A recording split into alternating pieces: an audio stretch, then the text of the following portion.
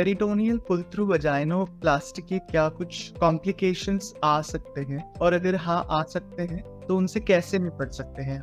Yes Shubhi, ये बहुत ही important सवाल है और ये रादर सबसे ज़्यादा पूछे जाने वाला क्वेश्चन मैं बोलूँगा, क्योंकि ये सुप्रा मेजर सर्जरी है।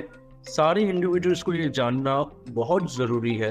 रादर हमारी टीम ये चीज़ के ऊपर प्रेस करती है कि प्लीज़ प्लीज़ प्लीज़ पहले आप सारे कॉम्प्लिकेशन सोच लीजिए, समझ लीजिए कि क्या क्या हो सकते हैं। ये इतनी ईजी प्रोसीजर नहीं है, ये बहुत ही कॉम्प्लेक्स प्रोसीजर है, लेकिन इसका एक लर्निंग कर्व है। जो लर्निंग कर्व को काफ़ी सारे सर्जन्स ने, मेरी टीम ने, बाकी सारे भी काफ़ी इंडिया में लोग हैं, उन्होंने सरपास कर चुके हैं। मतलब जितना आप एक ट्रेंड टीम के पास जाओगे उतना वो कॉम्प्लिकेशन कम होने के चांसेस रहेंगे। और ये सिर्फ पीपीवी में नहीं, हर सर्जरी में ये लागू होता है।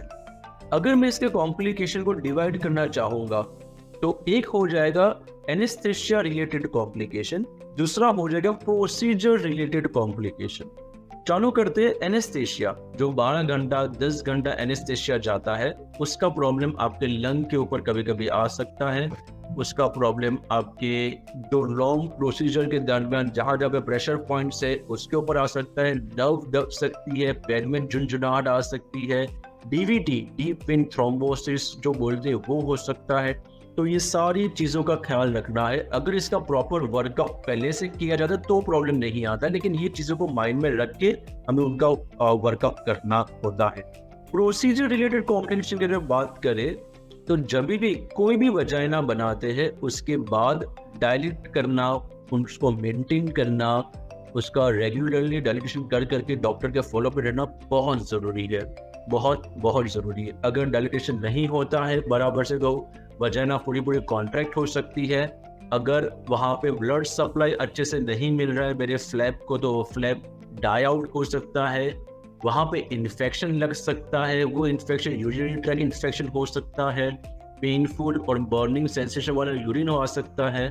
सेकेंडरी प्रोसीजर जैसे कि मॉन्स का, लेबिया का करने की ज़रूरत पड़ सकती है। क्लाइटोरल फूड जो बनाते हैं या सॉफ्ट टिश्यू बनाते हैं वो उसमें कुछ प्रॉब्लम आ सकता है। बट ऐसा कुछ नया कॉम्प्लिकेशन या ऐसा नहीं है जो पीपीवी में ही पर्टिकुलर है। ये सारे कॉम्प्लिकेशन जो है वो जितने भी पॉसिबल वजाइनोप्लास्टी के प्रोसीजर्स है उसमें भी है।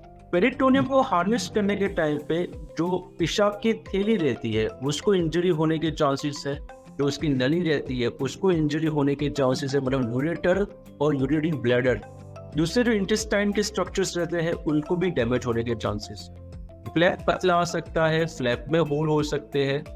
और यही सारे कॉम्प्लिकेशन को कम करने के लिए आपको एक एक्सपर्ट टीम चाहिए कि जिनको लेप्रोस्कोपी का ज़्यादा ख्याल है।